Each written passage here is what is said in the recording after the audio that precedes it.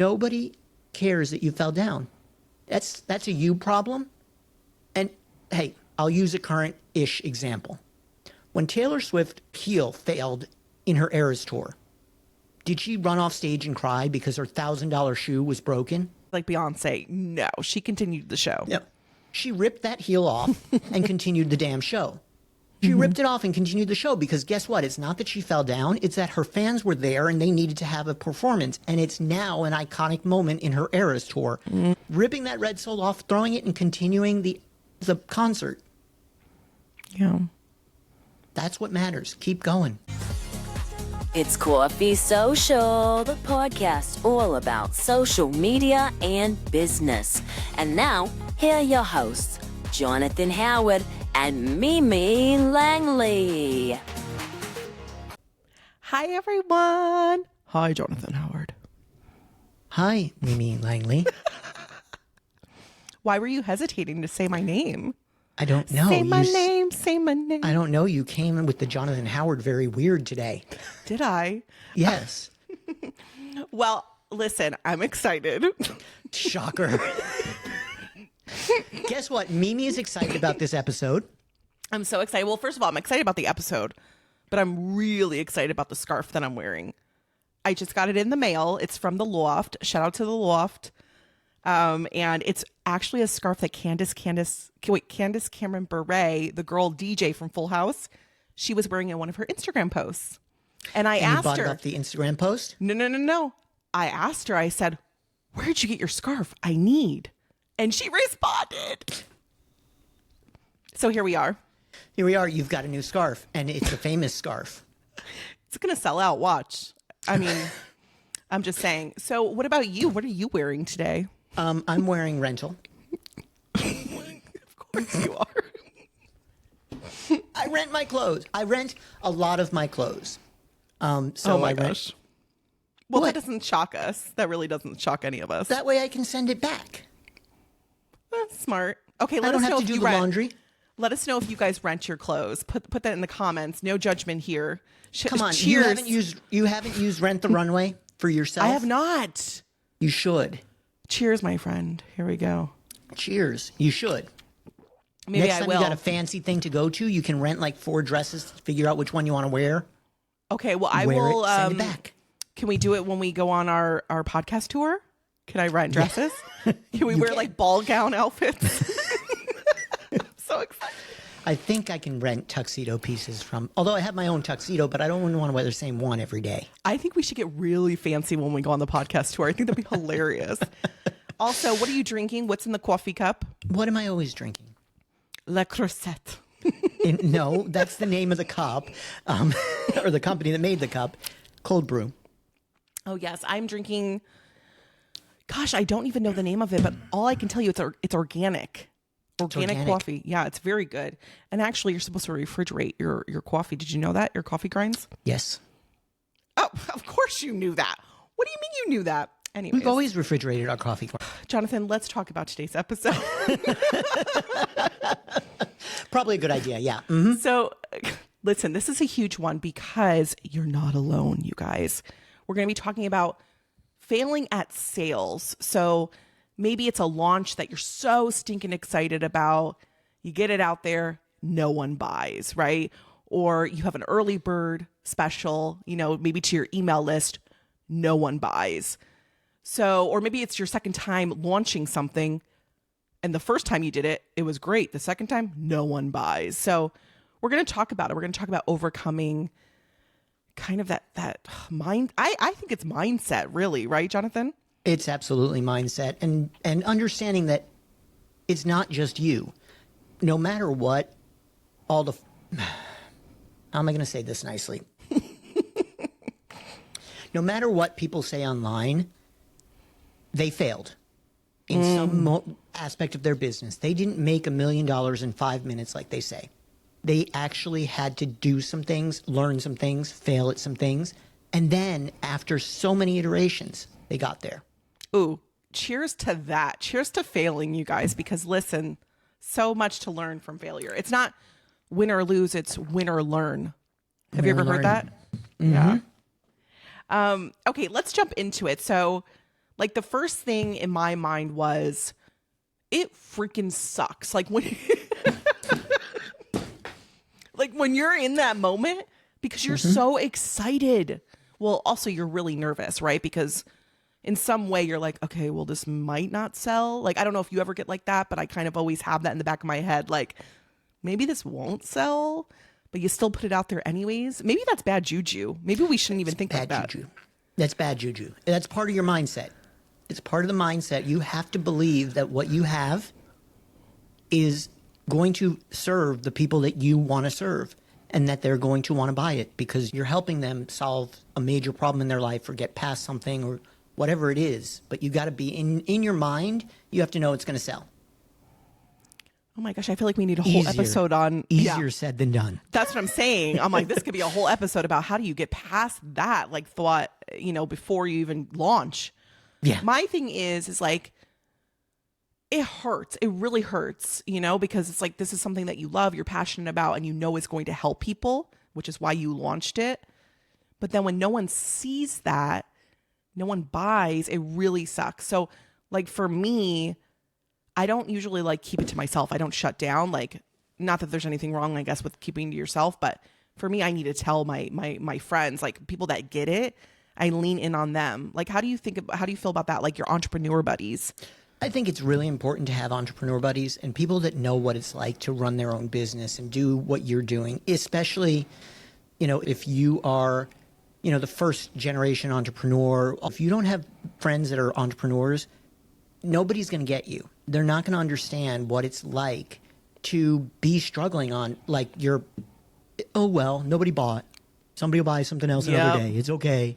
There's another day. It's another chance. There's, all that stuff is great, but it still feels like the day it happens. I bleeped myself out there. Yeah, you did. I'm actually really shocked. Yeah. It still feels that way when the day it happens and the day after. And then you are trying to figure out what the hell went wrong. Yeah. Like literally, hard. Like you eat away at that. You're like, okay, well, what is it? Like what's the problem here? And it's crazy because I agree with you. You can't just open up to anyone because not everyone is going to understand the entrepreneurial, journey. And you're right. They'll probably be like, maybe you should give up on it, or maybe, move on to the next, like just get, kind of get over it, not say it like that. But, sometimes people can be very like harsh when they're not in it and they don't understand what we're doing. Right. So, and they don't understand the passion that you have around something and the reason behind that passion. Mm-hmm. I was thinking too, when you lean in on your people, your entrepreneurial friends or your creative friends, like when you lean in on them, you can also brainstorm, right? So it's not necessarily you just dumping your feelings, even though that's amazing, do that. And then they remind you of how amazing you are and how amazing your product is. But also maybe you can brainstorm on how can we get this thing going, right? Yeah, and I think that's valuable, and I think it's important to do those sort of things with your entrepreneurial friends. Just make sure that, you're looking at what you want, what you can do, what you can support, because a lot of times the ideas are great and it's amazing, but can you support those ideas in your time? And you're the expert in your business. They aren't. So while they might have great ideas and you should listen to them, there's a lot of value in that. You also have to decide what works for you and what doesn't. Are you looking right at me? I'm just kidding. I'm looking right at you. No, I was thinking how many people, just in case, like how many people do you let in that circle? Like, let's say your launch didn't go as planned. How many people, like entrepreneurial friends, do you actually turn to? Like, is it very close? Like maybe like closed, like a small, like two people? It's like a closed 2-3 people. Now, Yeah. I don't think you should hide that your launch failed. I think that's part of the journey that we all take. And it's not about the failed launch. It's about getting back up. But keep it, because the more people you tell, the more ideas they're going to throw at you, the more it's just going to get confusing. Yeah, And you don't want to get confused. I agree. There's a lot of cooks in the kitchen. You don't need all that. Yeah. Yeah, exactly. It's like, oh, do I go this way? Do I go that way? Am I doing this right? Is it that I'm wrong with? Or what's blocking me? And a lot of times it is a mindset block that's blocking us and keeping us from selling. But what is it? And if you have 15 different people telling you, no, it's this, no, it's this, no, it's this, you're going to go into a corner and cry. Yeah, I agree. What about also like your business coach? Like I know not everybody, especially if they're early in on their, entrepreneurial journey, they might not have a business coach right now or never really consider to have one. Would you turn to your business coach in times like this? If you're in business and you've been in business for more than 6 months, I'm going to tell you, best bet, get a business coach to support you. Because yes, you should talk to them. Yes, you should get help from them. Yes, they're the ones that can guide you because they've been through it already. They know what it's like. They've been there. So getting that business coach that you really click with, that you feel comfortable sharing with is really, really important. I think everybody should have a coach and every coach should have a coach. I love that. And he does talk about this all the time. You guys, this is not Jonathan just making up something for the sake of this episode. Like he really truly believes in that, having a coach. Can we move to this point? Mm-hmm. And I think, I know my mind goes there.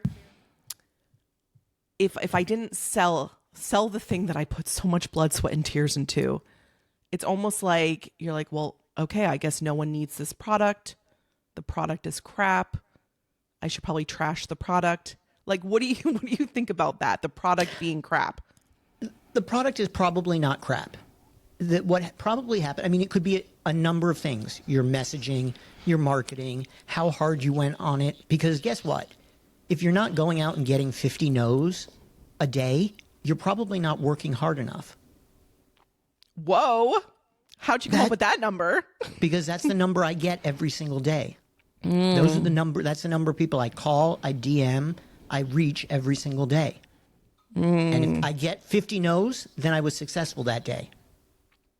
Actually, that makes me think about numbers. And sometimes I like to stay away from numbers. Yes, I'm not really a data person, even though you should know your numbers. And something I heard, it was, it's not magical, it's mathematical.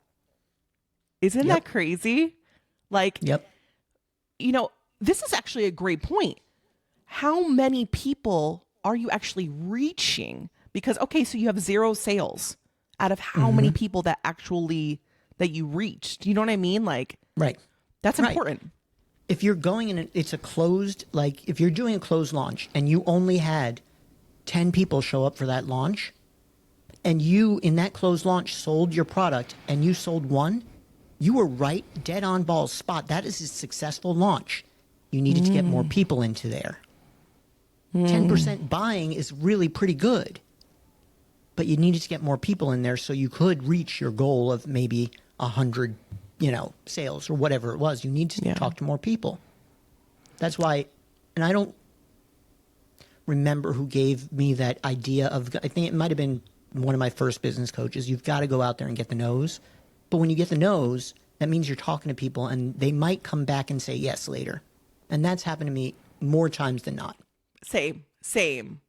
They're like, well, I wasn't ready then, but now I'm ready. Like, now I need you. Yeah. I mean, wow. I hope that just gave you guys goosebumps. I hope that like maybe you're in the middle of your launch right now and it's not going in your favor. Reach out to more people. Like, do not stop. Like Jonathan said, we have to believe in the product that we created, right? Like, I don't know. I again, mindset, but so important. Yeah. Believe in the product you created. And then if it doesn't sell, go to your audience and say, what would have gotten you to buy this? What would have gotten you to buy this? Like, and that could help you like, oh, it was that easy. That's the one thing you needed. Or it was $10 too expensive or whatever it may be. Right. Then you can make adjustments on that and not change your product per se. And people will tell you. That's my question to you, Jonathan. Yeah, you've got people in your audience that you have seen in your audience for a long time and they've never bought anything. Ask them why. I love that. And it could very well be like, oh, I like you. I like hanging out with you. It's fun to be in your circle, but I don't really need what you're selling. So I'm not going to buy it. And that's fine. Right. But then you talk to another person and they're like, yeah, I was thinking about it, but with Christmas and everything, well, then it's a timing issue maybe.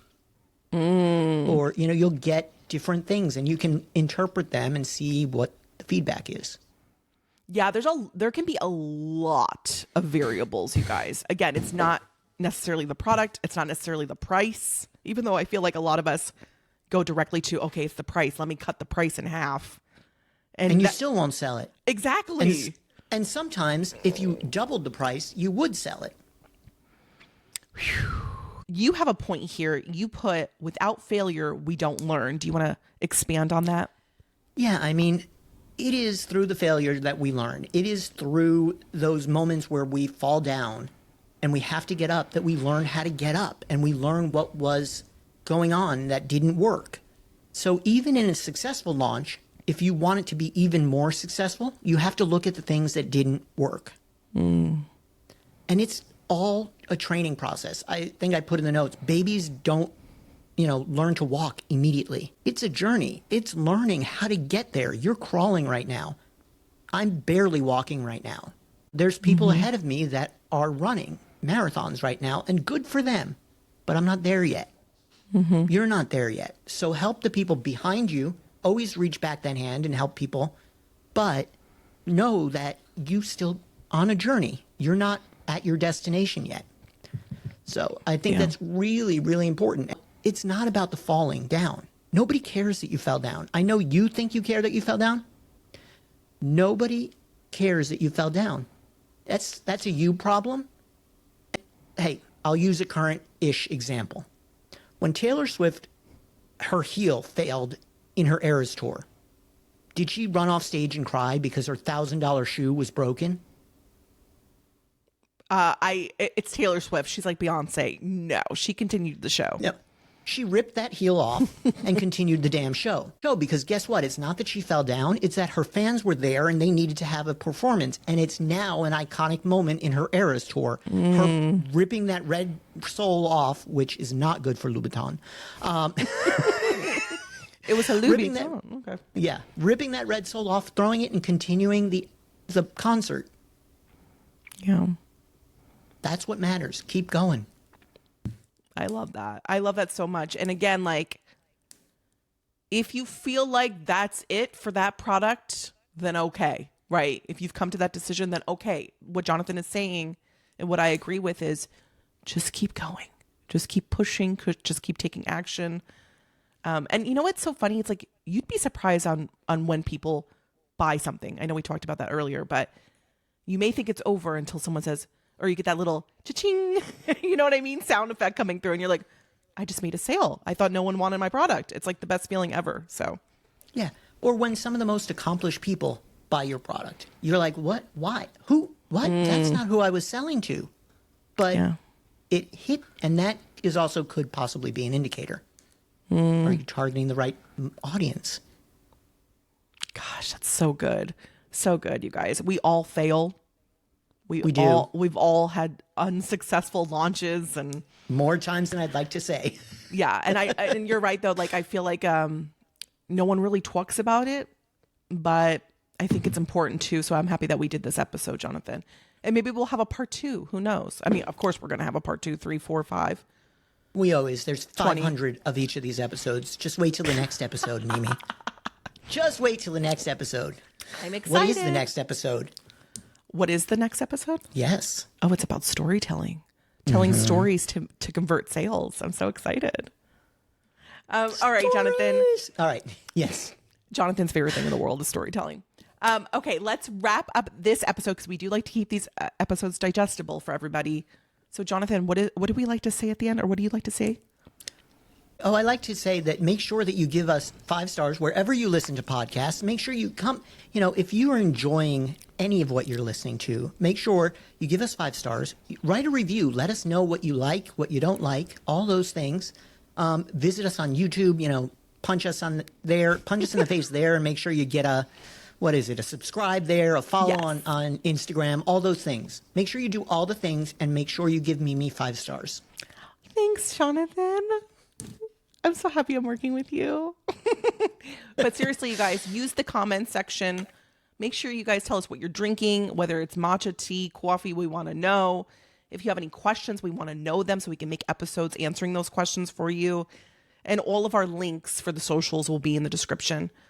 Jonathan, I think it's time to ask the most important question. Team Jonathan. What? Hold on, I gotta ask it. Oh, I got really loud right there. I got very angry. Here's the most Team important Jonathan. question to ask yourself. Are you Team Mimi or Team Jonathan. The obvious answer. not? Sip, sip. Thanks for watching. Thanks for listening, guys. You didn't even sip the coffee. Thank you, Jonathan Howard.